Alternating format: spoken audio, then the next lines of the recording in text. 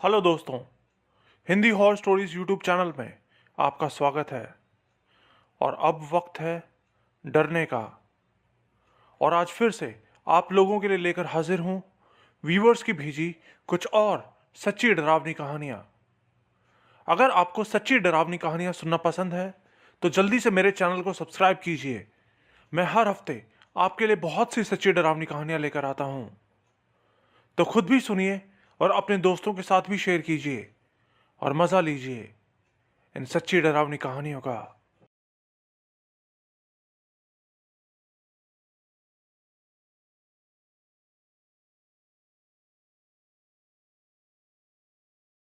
मैं जो कहानी आपको बता रहा हूं यह सब मेरे पापा के साथ हुआ था।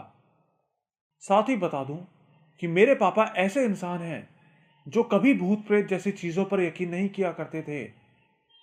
पापा हमेशा कहते थे कि अगर इस दुनिया में किसी से डरना है तो इंसानों से डरो, क्योंकि इंसानों से बड़ा शैतान इस दुनिया में कोई नहीं है। लेकिन फिर एक रात पापा के साथ कुछ ऐसा हुआ जो पापा ने शायद कभी अपने सपने में भी नहीं सोचा होगा।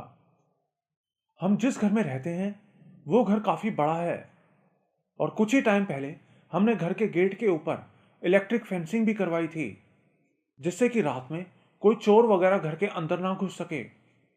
अगर कोई घर के अंदर घुसने की कोशिश भी करे तो घर का सिक्योरिटी अलार्म अपने आप बज उठता था। उस रात हम सब लोग एक दूसरे शहर में गए हुए थे। घर में पापा अकेले थे। पापा हॉल में बैठे टीवी देख ही रहे थे कि तभी बाहर से किसी के दरवाजा खटखटाने की आवाज आई।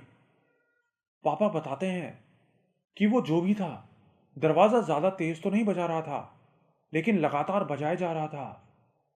लेकिन ये अपने आप में अजीब बात थी, क्योंकि हमारे दरवाजे तक पहुंचने के लिए पहले मेन गेट से आना होता था।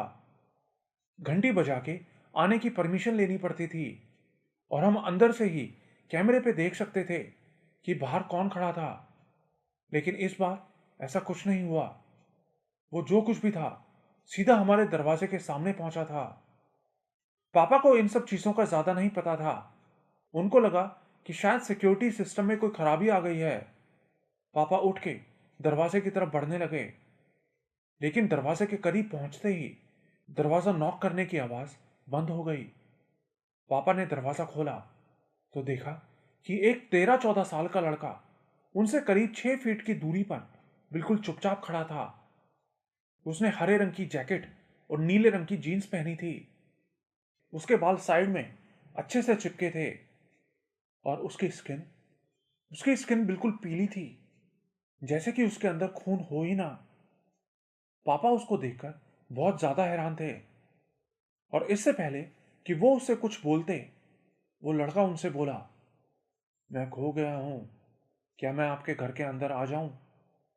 बस उसने इतना ही कहा था कि पापा की बोलती बंद हो गई।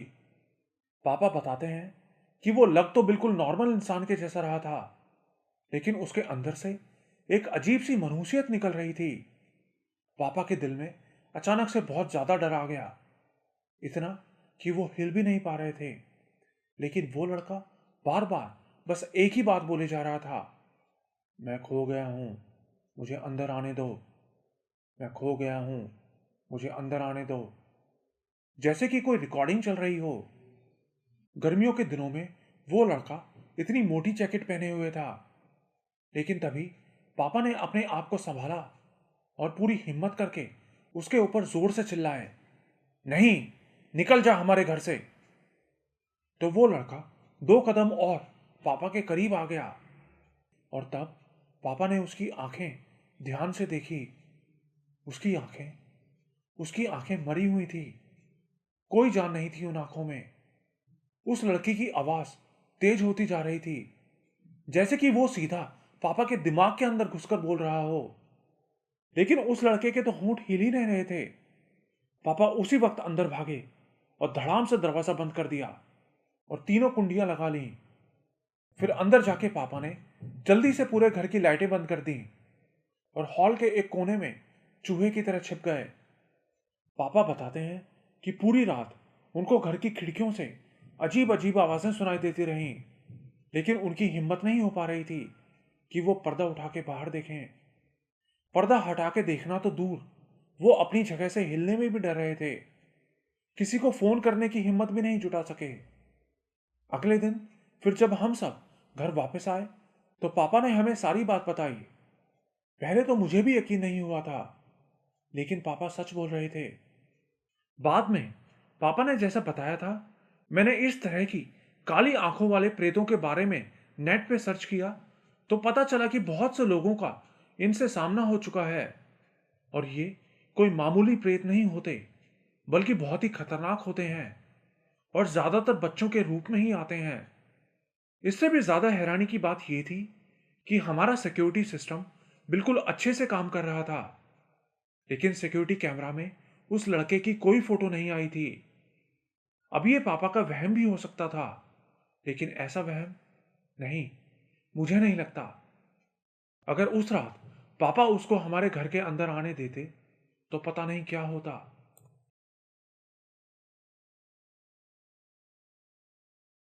स्किन वॉकर्स के बारे में आप लोगों ने शायद पहले भी बहुत सारी कहानियां सुनी होंगी। बहुत से लोग इन शैतानों से सामना होने की बातें करते हैं। उनकी बातों में कितनी सच्चाई है और कितना झूठ, ये तो मुझे नहीं पता, लेकिन मैं जो कहानी आपको बताने जा रहा हूं, इसका एक एक वर्ड बिल्कुल सच है। स्किन वॉकर्स के बारे में बताया जाता है कि ये ऐसे शैतान होते हैं जो जानवर का रूप लेकर आते हैं। लेकिन जिस इलाके में मैं पला बड़ा हूं, वहां इसको डीरियन नाम से बुलाया जाता है। डीरियन यानी कि हिरण के मुंह वाला। मैं एक नेटिव अमेरिकन हूं। हम लोग अमेरिका के एक दूर दराज इलाके में एक नदी किनारे रहते हैं। हमारे लोग सैकड़ों सालों से इसी जगह रहते आए हैं और स्किन वॉकर की ये कहानियां भी सैकड़ों सालों से हम सुनते आ रहे हैं। बताते हैं कि हिरण के मुंह वाले इन शैतानों की कहानियां हमारे ट्राइब में 17वीं सदी में शुरू हुई थी। तब यहां जंगलों में अलग अलग ट्राइब्स यानी कि कबीले हुआ करते थे। उसी दौरान बाहर से लोग यहां जानवरों का शिकार करके उनकी खाल लेने के लिए आया करते थे। ज्यादातर कबीले वालों को उन बाहर के लोगों से कोई परेशानी नहीं थी, लेकिन एक कबीला ऐसा था जो जंगल के बहुत अंदर रहा करता था, नदी के बिल्कुल किनारे। बताते हैं कि वो लोग किसी को नहीं छोड़ते थे, चाहे कोई आदमी हो, कोई औरत या फिर कोई बच्चा। जो भी उनके इलाके में घुसने की गलती करता, वो उसको मार डालते। उस ट्राइब के लोग इतने एग्रेसिव क्यों थे, ये किसी को नहीं पता था, लेकिन बार बार बाहर से आने वाले लोगों को मौत के घाट उतार देने से वो बाहर के लोग बहुत नाराज हो गए और उनसे बदला लेने का फैसला किया। उस कबीले को चारों तरफ से घेर के उनको पकड़ने की कोशिश की, लेकिन उन्हें वहां कोई नहीं मिला सिवाय हिरणों के। सफेद पूंछ वाले हिरण। वो कबीले वाले कहां छुप जाते किसी को नहीं पता, लेकिन उनको पकड़ने जो भी जाता वो कभी वापस नहीं आता। लेकिन मेरी कहानी ये नहीं है। मेरी कहानी मुझसे जुड़ी है। बचपन से मैं ये सब कहानियां सुनता तो आया था, लेकिन मुझे इन पर यकीन नहीं था। मैं इनको बस कहानियां समझता था। कहानियां, ऐसी कहानियां जिन्हें छोटे बच्चों को डराने के लिए सुनाया जाता है, जिससे कि वो घर से दूर ना जाएं। लेकिन फिर एक रात सब कुछ बदल गया। जैसा कि मैंने आपको बताया कि मैं एक बहुत दूर दराज इलाके में रहता हूं और हम लोग खाने के लिए जंगल में शिकार भी करते हैं। तो एक शाम ऐसे ही शिकार करते हुए मेरे एक कजन ने बताया कि उसको जंगल में एक सफेद बाज का घोंसला मिला है। हमने बाज तो पहले भी बहुत पकड़े थे, लेकिन सफेद बाज हमने कभी नहीं पकड़ा था। इसलिए उसकी बात सुन के मैं और मेरा भाई जल्दी से जंगल में चले गए उस घोंसले को देखने के लिए। वो शाम का टाइम था, अंधेरा भी होने लगा था। हम नदी के किनारे किनारे आगे जा ही रहे थे, लेकिन तभी हमें एक अजीब चीज दिखाई दी। वो एक हिरण था, सफेद पूंछ वाला हिरण, नदी किनारे खड़ा था। वैसे तो इस तरह के हिरण हमें रोज ही दिखाई देते थे, लेकिन वो हमें देखते ही दूर भाग जाते थे। लेकिन ये हिरण अलग था। हमें पास आता देखकर भी वो वहीं खड़ा रहा। और तभी हमने नोटिस किया कि वो हिरण नहीं था, वो तो कुछ और ही था। उसकी शेप बिल्कुल अलग थी, जैसे कि हिरण के अलग अलग हिस्सों को चिपका के उसको बना दिया गया हो। और हमारे देखते ही देखते वो आराम से चलता हुआ जंगल के अंदर चला गया। हम तीनों एक दूसरे का मुंह ताकते रहे, लेकिन तब तक भी हम यही मान रहे थे कि ये शायद कोई बीमार हिरण होगा, इसीलिए ऐसा लग रहा होगा। लेकिन तभी झाड़ियों में से जिस तरफ वो गया था, वहां से एक बहुत ही भयानक आवाज आई, जैसे कि वहां कोई बहुत ही बड़ा जानवर हो। और उसी वक्त वो भागता हुआ जंगल के अंदर चला गया। हम तीनों वहीं खड़े रहे, हमारी आगे बढ़ने की हिम्मत नहीं हुई। और फिर हम वापस अपने घर लौट आए। उस शाम उसने हमें कुछ नुकसान तो नहीं पहुंचाया, लेकिन हमें पक्का यकीन था कि वो कोई और नहीं बल्कि एक स्किन वॉकर था। और शायद उसने हमें इसीलिए कुछ नहीं किया क्योंकि हम तीन थे। अगर उस दिन मैं अकेला होता तो शायद ये कहानी मैं आप लोगों को नहीं बता पाता।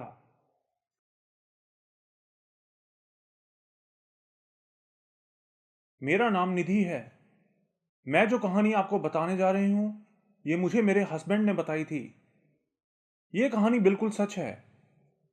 तो कहानी ऐसी है कि मेरे हस्बैंड ने बताया था कि ये कहानी उन दिनों की है जब मैंने दिल्ली में अपनी नई नई जॉब शुरू की थी। मैं दिल्ली में ही एक रूममेट के साथ एक किराए के मकान में रहता था। एक शाम मैं उस घर में अकेला था और कुछ काम कर रहा था। मेरा रूममेट किसी काम से बाहर गया हुआ था। मैं बाथरूम का नल चला के काम कर ही रहा था कि तभी अचानक पानी बंद हो गया। मैंने बाथरूम में जाके देखा तो नल बंद था। मैंने फिर से नल खोल दिया तो पानी आने लगा, लेकिन मेरे बाहर आते ही फिर से पानी बंद हो गया। मुझे लगा शायद मेरा दोस्त वापस आ गया है और मेरे साथ मजाक कर रहा है। और मैं गुस्से से उसको ढूंढने के लिए जैसे ही बाहर हॉल में आया तो अचानक से लाइट बंद हो गई। पूरे घर में अंधेरा हो गया और उसी अंधेरे में मैंने देखा कि कोई परछाई तेजी से भागकर बाहर की तरफ निकली। मैं बहुत डर गया और बालकनी में जाकर अपने दोस्त को कॉल किया और उसको जल्दी से आने को कहा। फिर कुछ देर बाद जब वो वापस आया तो मैंने उसे सारी बात बताई, लेकिन उसने मेरी बात पर यकीन नहीं किया। उसको लगा वो सब मेरा वहम था। फिर कुछ दिन बीत गए, सब कुछ ठीक ठाक रहा। फिर एक दिन मेरे भैया दिल्ली आए हुए थे और रात में मेरे ही रूम पे रुके थे। रात में हम सब लोगों ने खाना खाया और खाना खा के सो गए, लेकिन भैया जगे हुए थे। तभी भैया ने देखा कि एक औरत जिसके बाल बहुत लंबे थे लेकिन उसका चेहरा बहुत छोटा था, वो सामने चारपाई पर बैठी थी और उनकी तरफ देख रही थी। ये देखकर भैया डर तो गए, लेकिन कुछ बोले नहीं, बस चुपचाप लेटे रहे। कुछ देर बाद वो सो गए।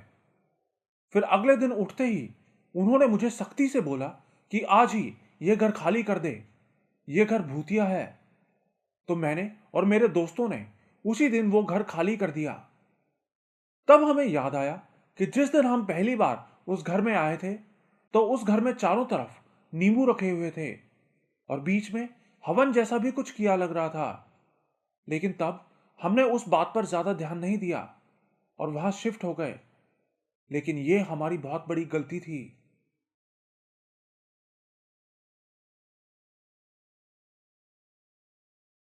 मैं जो कहानी आपको बता रहा हूं, ये मुझे कुछ दिन पहले एक स्वामी जी ने बताई थी। स्वामी जी का नाम गिरजानंद जी है। अभी कुछ दिन पहले मेरी उनसे मुलाकात हुई थी, तो बातों बातों में उन्होंने मुझे अपने साथ घटी एक सच्ची घटना बताई। स्वामी जी ने बताया कि यह बात तब की है जब मैं 27 साल का था। मैं तब बैचलर था। मेरे पिताजी एक बिजनेसमैन थे। मेरे कुछ दोस्त भी थे और हम सबको घूमने फिरने का बहुत शौक था। हम हर महीने कहीं ना कहीं घूमने जरूर जाते थे। लेकिन मेरे अलावा मेरे सब दोस्त नास्तिक थे। वो इस बात पर अक्सर मेरा मजाक भी उड़ाते थे, लेकिन मैं उनसे कुछ नहीं बोलता था क्योंकि मुझे पता था समय किसी का सगा नहीं होता। कभी ना कभी हर किसी को कुछ ऐसा भी दिखा देता है जिसे आप चाह के भी अनदेखा नहीं कर सकते। एक शाम हम सब दोस्तों ने प्लान बनाया कि चलो इस बार किसी जंगल में घूमने चलते हैं। हमारे इलाके में ही एक घना जंगल पड़ता था। हमारे इलाके में ही एक घना जंगल पड़ता था। हमने वहीं जाने का फैसला किया। हम 6 दोस्त शाम के समय घर से निकल गए और जंगल में पहुंच के वहां एक तिरपाल लगा लिया और फिर उस तिरपाल के टेंट के अंदर बैठ के बातें करने लगे। कुछ देर हमने मस्ती की और फिर इधर उधर की बातें करने लगे। फिर रात करीब 12 बजे बातों बातों में हमारी इस बात पे बहस होने लगी कि इस दुनिया में गॉड है या नहीं। मुझे उनकी बातें सुन के गुस्सा आ गया और गुस्से में ही मैं वहां से उठ के जंगल के अंदर चला गया। जाते हुए मैंने उनसे कहा कि अगर इस दुनिया में भगवान है तो तुम लोगों को आज ही सबूत मिल जाएगा। गुस्से गुस्से में मैं जंगल के बहुत अंदर तक चला गया। मुझे उस वक्त कुछ होश ही नहीं था। लेकिन फिर काफी दूर जाने के बाद जब मेरा गुस्सा शांत हुआ तो मैंने देखा कि मैं तो बहुत दूर आ गया हूं। मैं फिर वापस आने लगा, लेकिन मैं बार बार घूम के एक ही रास्ते पर पहुंचे जा रहा था। मैंने बहुत कोशिश की वहां से निकलने की। रास्ते में कई तरह के निशान भी लगाए रास्ते की पहचान के लिए, लेकिन घूम फिर के हर बार उसी रास्ते पे पहुंच जा रहा था। अब मुझे शक होने लगा था कि यहां जरूर कुछ गड़बड़ है। डर भी लगने लगा था, लेकिन मैं करता भी क्या, कुछ समझ नहीं आ रहा था। मैं बाहर निकलने की कोशिश करता रहा, लेकिन तभी अचानक मुझे किसी के बुरी तरह रोने बिलखने की आवाज आने लगी। वो आवाज आते ही पूरे जंगल में सन्नाटा फैल गया। हवा में एक अजीब सा भारीपन आ गया था। बीच बीच में रोने की वो सिसकियां सुनाई देती और तभी मुझे सामने से एक आदमी बहुत तेजी से मेरी तरफ भाग के आता दिखाई दिया और मेरे पास आते ही वो आदमी गायब हो गया।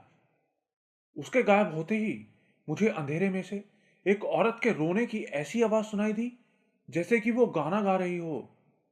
उसकी वो आवाज इतनी डरावनी थी जैसे कि उस आवाज में ही मौत छुपी हो। और तभी मुझको पीछे से आवाज आई, तू यहां तक तो आ गया, लेकिन अब हम तुझे जाने नहीं देंगे। लेकिन तभी दूर से मुझे किसी अजनबी ने आवाज दी, ए भाई, यहां क्या कर रहे हो? मैंने उस तरफ पलट के देखा तो देखा कि सफेद धोती पहने कोई आदमी साइकिल से उस रास्ते से जा रहा था। वो अच्छा खासा पहलवान जैसा लग रहा था। फिर वो मेरे पास आया और बोला कि इतनी रात में इस मनहूस जगह पे क्या कर रहे हो। वो मुझे डांटने लगा और फिर उसने मुझे अपने साथ बिठाया और मेरे दोस्तों के पास छोड़ दिया। जब मैं अपने दोस्तों के पास पहुंचा तो देखा कि उनकी हालत तो बहुत ही खराब थी। वो रोते हुए मुझे बताने लगे कि वो लोग अब किसी का मजाक नहीं उड़ाएंगे।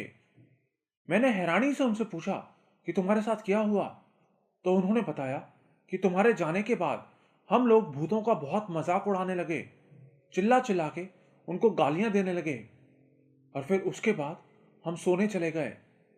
लेकिन हम जैसे ही लेटे हमें अचानक से बहुत ज्यादा डर लगने लगा और तभी हमारे साथ अजीब अजीब चीजें होने लगी। कभी कोई हमारा गाल पकड़ के थप्पड़ मार जाता तो कभी कोई कान में चिल्ला जाता।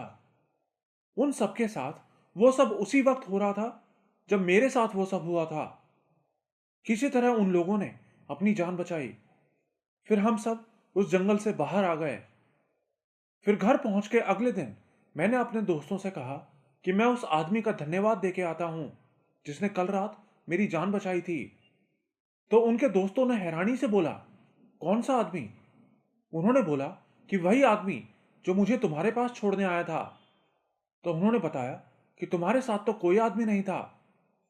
फिर जब उन्होंने अपने दोस्तों को उस आदमी का हुलिया बताया तो पता चला कि जिस आदमी ने उनकी जान बचाई थी ये वही आदमी था जिसने उनके दोस्तों की पिटाई की थी।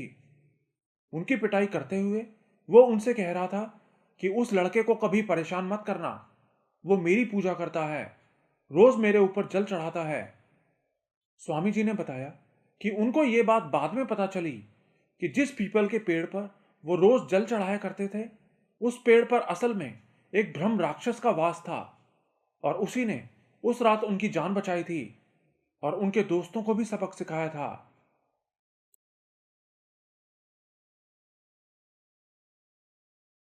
मेरा नाम निशु सिंह है। मैं झारखंड की रहने वाली हूं। मैं जो कहानी आपको बता रही हूं, ये मेरे एक फ्रेंड के साथ हुई थी। एक दिन रात के समय जब वो अपने ऑफिस में काम कर रहा था, तो उस दिन काम करते हुए उसे बहुत देर हो गई थी। रात के 1 बज चुके थे। काम करते करते अचानक उसको बहुत तेज टॉयलेट लगी, तो वो टॉयलेट करने ऑफिस से बाहर चला गया। उस दिन उनके ऑफिस के बाथरूम में कुछ खराबी आ रखी थी, इसीलिए उसको टॉयलेट करने बाहर जाना पड़ा। साथ ही बता दूं कि उसके ऑफिस के सामने जो घर था, लोग बताते थे कि वो घर भूतिया है। कुछ टाइम पहले एक लड़का और लड़की घर से भाग के उस घर में रहने आए थे, लेकिन उस लड़की के बाप ने वहां आके उन दोनों को गोली मार दी। उस दिन से बताते हैं कि उन दोनों के भूत उसी घर में घूमते हैं। ये बात उसको भी पता थी, लेकिन उसको तेज टॉयलेट लगी थी, इसलिए बाहर जाना जरूरी था। बाहर जाके उसने इधर उधर देखा, कोई नहीं था। तभी उसको अपने पीछे से एक लड़की के रोने की आवाज आने लगी। उसने पीछे देखा तो एक लड़की वहां खड़ी रो रही थी। वो उस लड़की के पास गया और उससे पूछा कि क्यों रो रही हो। तो वो बोली, मेरा कोई नहीं है, मैं अकेली हूं। तुम बस आज रात के लिए मुझे अपने घर में रख लो। तो वो मान गया और उसको अपने ऑफिस में ले गया। ऑफिस में ले जाके उसने उसको एक चेयर पे बैठने को कहा और फिर वो उसके लिए पानी लेने किचन में चला गया। लेकिन वापस आके जब उसने उस लड़की की तरफ देखा तो उसके होश उड़ गए। उसने देखा कि उस लड़की की आंखें बिल्कुल लाल हो रखी थी और उसका चेहरा बिल्कुल काला था। डर के मारे उसकी पैंट में ही टॉयलेट निकल गई। वो वहीं बेहोश हो गया। फिर जब उसकी आंख खुली तो उसके घर वाले उसको घर ला चुके थे। लेकिन उस दिन के बाद से उसका बिहेवियर बिल्कुल बदल गया। जब भी कोई लड़की उसके आसपास होती तो वो उसको मारने लगता। यहां तक कि उसकी गर्लफ्रेंड भी जब उसके पास जाती तो वो उसको भी मारने लगता। उसकी हरकतों से परेशान होकर उसके घर वाले एक दिन उसको एक बाबा के पास लेकर गए। तो बाबा ने बताया कि इसके अंदर एक लड़की की आत्मा है। बाबा ने उससे पूछा कि तूने इस लड़के को क्यों पकड़ा है। तो वो बोली कि यह लड़का मुझे बहुत अच्छा लगता है, मैं इसे बहुत दिनों से देख रही थी। कोई भी लड़की इसके पास आती है तो मुझे गुस्सा आता है, मैं इसको अपने साथ लेकर जाऊंगी। उसके बाद बाबा ने बहुत पूजा की और उस लड़की को उसके शरीर में से निकाल दिया और उसको एक धागा पहनने को दिया। उस दिन से वो अभी तक बिल्कुल ठीक है।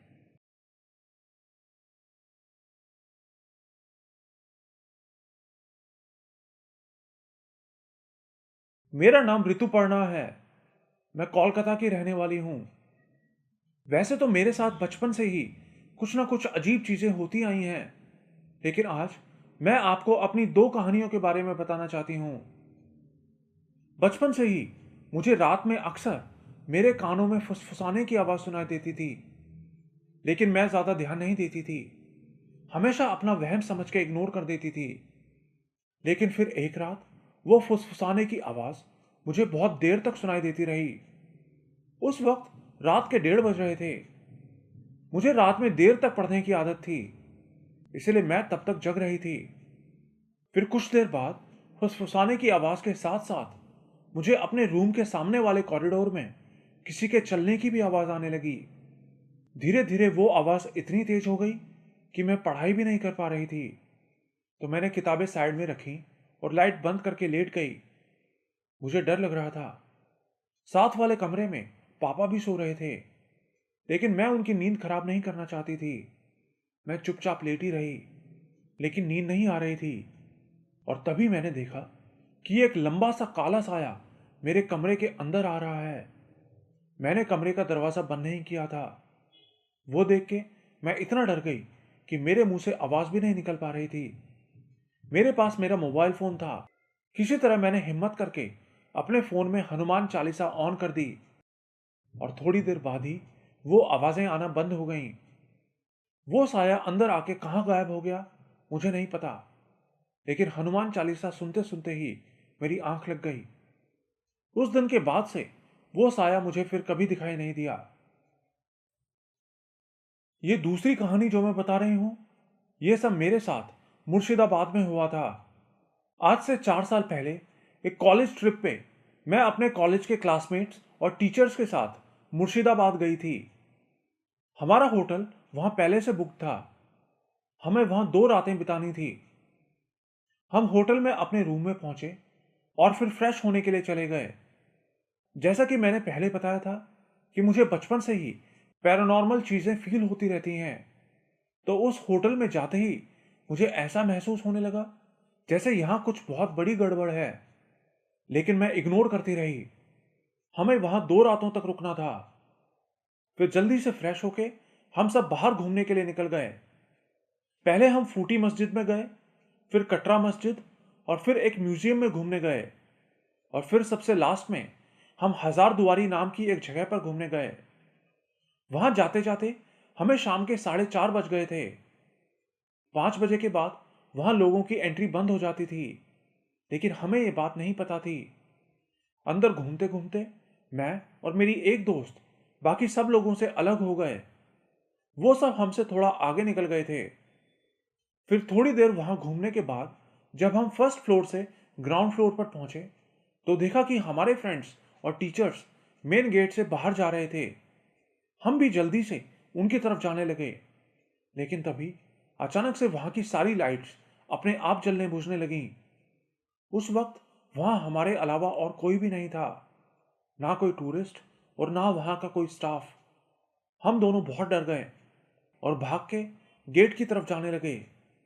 गेट के एंट्रेंस पर 2 घोड़े बने थे, जिनमें से एक घोड़े के ऊपर एक चादर जैसा कुछ बिछाया हुआ था, जिसपे एक चीज चिपकी हुई थी। और हम जैसे ही उसके पास पहुंचे, वो चीज जोर जोर से हिलने लगी। वो देख के हम बहुत ज्यादा डर गए। हम जल्दी से भाग के गेट के बाहर चले गए। बाकी सब लोग वहां पहले से खड़े थे। हमने किसी को कुछ नहीं बताया। पहले तो मुझे लगा कि ये सब मेरा वहम है, लेकिन वो सब मेरी फ्रेंड ने भी महसूस किया था। हम सब होटल में वापस आ गए और खाना खा के सो गए। अगले दिन हम फिर से कई जगह घूमने गए और फिर रात में होटल में वापस आए और खाना खा के सोने के लिए लेट गए। फिर रात में सोते सोते अचानक बाथरूम में शावर चलने की आवाज से मेरी आंख खुल गई। मुझे लगा शायद मेरी फ्रेंड होगी, लेकिन मेरी फ्रेंड तो मेरे बगल में सो रही थी, तो बाथरूम में कौन था? और तभी मुझे वहां किसी के चलने की आवाज आने लगी। मैंने अपनी फ्रेंड को उठा दिया और उसको सारी बात बताई, लेकिन उसके उठते ही वो सारी आवाजें बंद हो गईं। उसने मेरी बात पर ध्यान नहीं दिया और वापस से सो गई, लेकिन उसके सोते ही वो आवाजें फिर से आने लगी। मैंने उसे फिर से उठाया, तो इस बार उसने भी सब आवाजें सुनी। हम दोनों बहुत डर गए। मैंने उसी वक्त अपने फोन में हनुमान चालीसा ऑन कर दी। मेरे साथ हमेशा कुछ ना कुछ पैरानॉर्मल होता रहता है, इसीलिए मैं हमेशा अपने फोन में हनुमान चालीसा साथ रखती हूँ।